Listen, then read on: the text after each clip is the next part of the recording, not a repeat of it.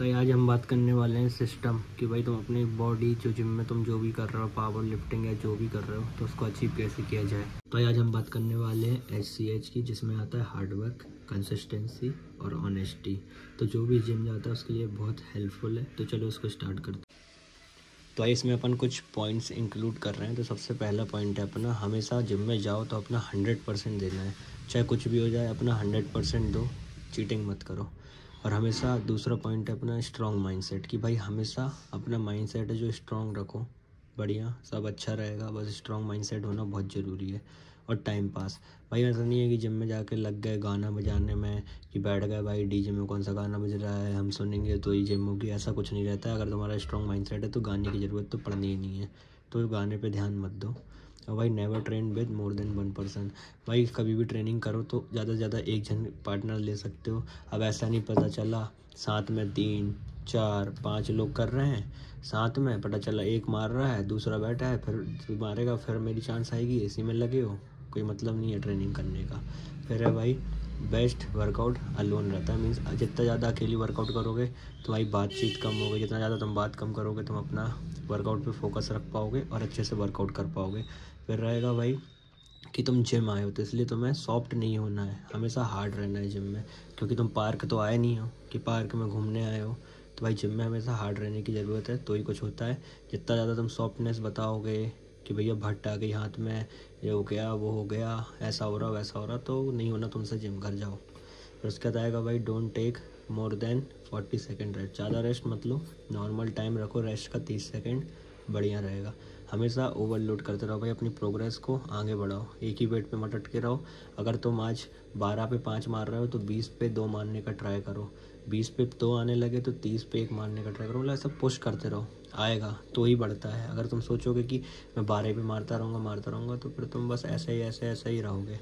आगे बढ़ना है तो पुश करना ही पड़ेगा।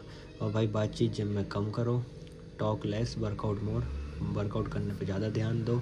और भाई एक प्रॉपर ट्रेनिंग प्रोग्राम फॉलो करो, खुद से बनाओ कि भाई आज मेरे को ये है तो आज मंडे है तो ट्राइसेप चेस्ट मारना है, ये करना है वो करना है। ऐसा नहीं कि कुछ भी दे रहे हैं बत्ती, जो मन हुआ करा, 2-3 सेट मारे। सेट का भी प्रॉपर बनाओ कि इतना सेट इतना जे सब कुछ प्रॉपर।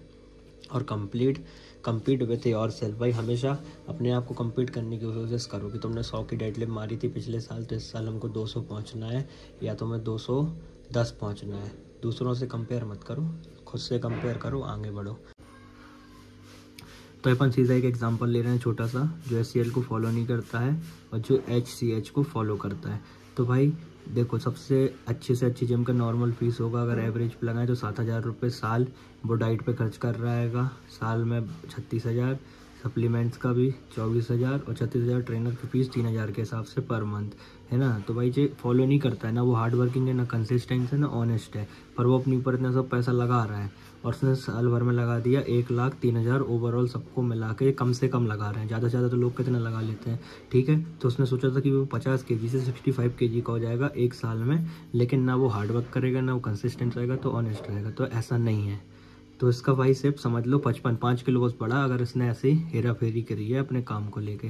और दूसरा बंदा है जो भी सेम चीज़ है, पर वो है वो हॉनेस्ट है, हार्ड वर्किंग है और कंसिस्टेंट है, तो वो नॉर्मल जिम जाता है जहाँ फीस ज़्यादा नहीं है, सिर्फ 3,500 है साल भर की, 300 रुपये के हिसाब से महीने की। डाइट पे वो भी 100 रुपये दिन के हिसाब से 36,000 साल का लगा रहा है। सप्लीमेंट में उसने सिर्फ 10,000 लगाए, लेकिन वो तीनों चीज़ फॉलो कर रहा है। ये हो गया हार्ड वर्क, कंसिस्टेंसी और honesty.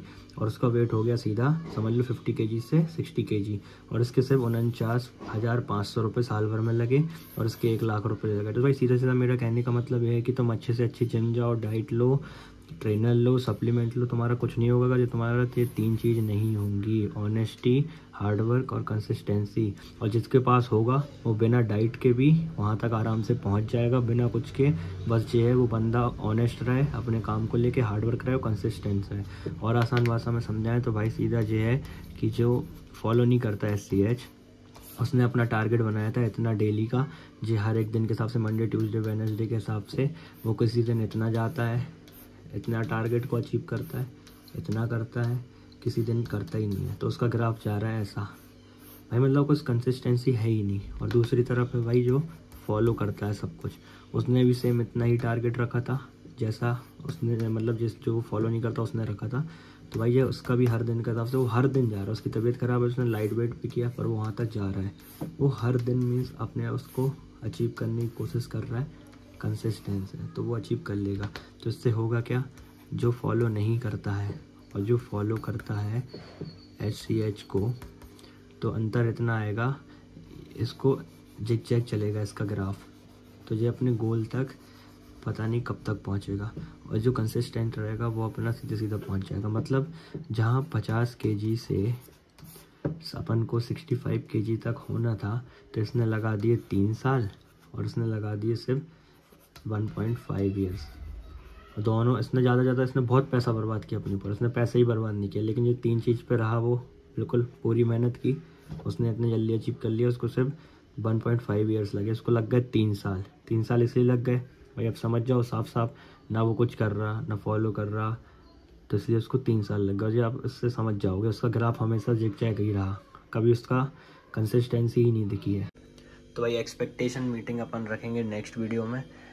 Thank you for watching my video.